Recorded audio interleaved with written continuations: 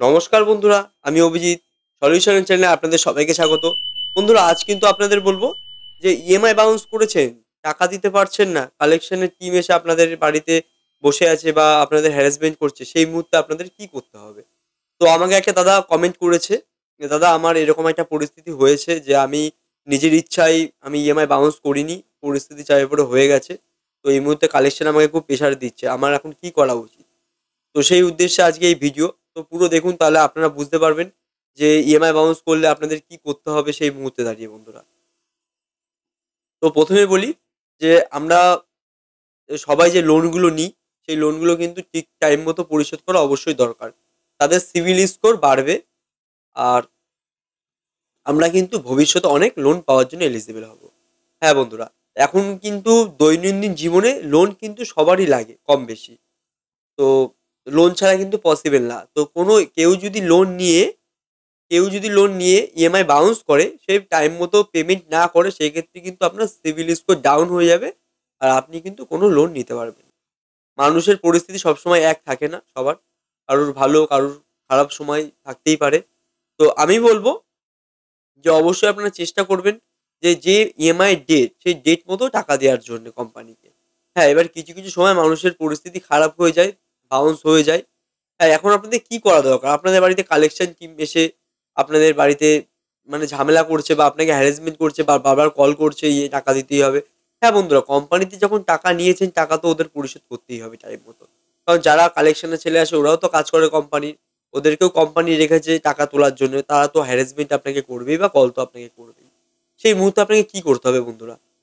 ধরুন, আপনার যদি ২ তারিখে ইএমআই ডেট থাকে, আপনি ধরুন ২ তারিখে দিতে পারলেন না। তো সেই ইএমআইটা আপনি কিন্তু ১০ তারিখের মধ্যে পেমেন্ট করুন অবশ্যই। হ্যাঁ, আমি বলব হাতে আরো আপনি ৮ দিন সময় চেয়ে নিন কালেকশনের থেকে যে, "দাদা, আমাকে একটুখানি সময় দিন। আমি আপনাদের ইএমআইটা পরিশোধ করে দেবো।" হ্যাঁ, সেটা কিন্তু যদি ১০ তারিখের মধ্যে আপনি দিয়ে থাকেন, তাহলে কিন্তু আপনি খুব উপকৃত হবেন। এমনকি সিবিল কিন্তু খুব একটা ডাউনও হবে না। আর আপনার ব্যাংকের থেকে যে স্কোর দেয়, যে গুড স্কোর বা ব্যাড স্কোর, সেক্ষেত্রে কিন্তু আপনার স্কোরটা ডাউন হবে না। হ্যাঁ, আপনি ইএমআই বাউন্স করে আপনি ৭ থেকে ৮ দিনের মধ্যে টাইম নিয়ে আপনি কিন্তু ইএমআইটা কষ্ট করে হলেও আপনি পরিশোধ করে দিন।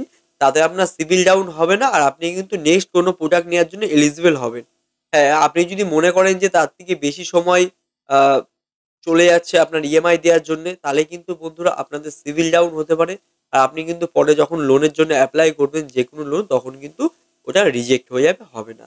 তো আমি সাজেস্ট করব, দেখুন, পরিস্থিতি অবশ্যই খারাপ হতে পারে। কারণ সবার পরিস্থিতি সব রকম এক হয় না। আপনারা চেষ্টা করুন কষ্ট করে হলেও ১০ তারিখের মধ্যে ইএমআইটা পেমেন্ট করে দেওয়ার। আর যারা একান্তই এরেঞ্জ করতে পারছো না, তাদের উদ্দেশ্যে বলছি, দেখো, এরেঞ্জ না করতে পারলে কোম্পানি কিন্তু আপনার সিবিল ডাউন করে দেবে। সেক্ষেত্রে কিন্তু আপনি লোন পাবেন না। আপনি যে ফাইন্যান্স থেকে প্রোডাক্ট নিচ্ছেন, সেখানে কিন্তু আপনার কার্ডটা ব্লক করে দেবে। তো দরকার নেই, আপনি কষ্ট করে একটু দরকার হলে, দেখুন, আজকে হলেও আপনাকে টাকা এরেঞ্জ করতে হবে, কালকে হলেও করতে হবে।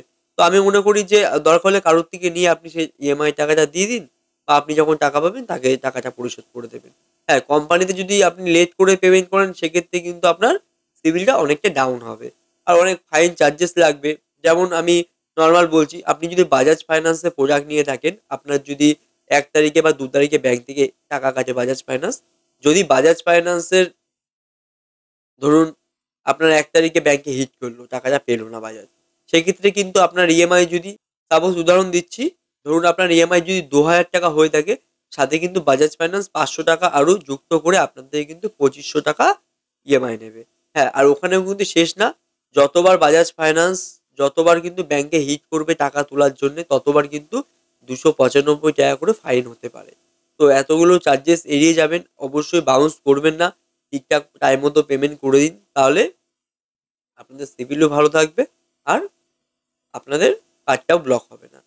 তো বন্ধুরা, এটাই আমার বলার ছিল। এর বাইরে কিছু নেই। কারণ আমরা যখন কোম্পানি থেকে লোন নিই, কোম্পানির টাকা তো শোধ করতেই হবে কোম্পানিকে। আমাদের তো অপশন নেই কোনো। হ্যাঁ, অনেকে আছে যারা টাকা দেয় না। তাদের কিন্তু অনেক বড় ক্ষতি হয়। তাদের সিবিল ডাউন হয়ে যায়। তারা ডিফল্টার কাস্টমার হয়ে যায়। তারা বাড়ির কোনো কারোর নামে তখন লোন নিতে পারে না। নিজের নামে তো হয়ই না। বাড়ির কারোর নামে লোন নিতে পারবে না। তো দরকার নেই, আপনারা কষ্ট করে হলেও আপনাদের ইএমআইটা ঠিক টাইম মতো পরিশোধ করে দিন। তাহলে কিন্তু আপনারা নেক্সট কোনো বড় লোনের জন্য এলিজিবল হবেন। যখন যেটা ইচ্ছে তখন কিন্তু আপনারা ফাইন্যান্স এ নিতে পারবেন। তো এটাই বলার বন্ধুরা। সবাই ভালো থাকবেন, সুস্থ থাকবেন। নমস্কার। আজ আসছি আবার নেক্সট কোনো ভিডিও নিয়ে আপনাদের সামনে। আর যদি কোনো তথ্য জানার থাকে অবশ্যই আমাকে কমেন্ট করুন বা ওপরে দেওয়া আমার নাম্বারে আমাকে কল করতে পারেন। আমি কিন্তু অবশ্যই আপনাদের ওই তথ্য অনুযায়ী ভিডিও বানাবো আপনাদের উদ্দেশ্যে। নমস্কার।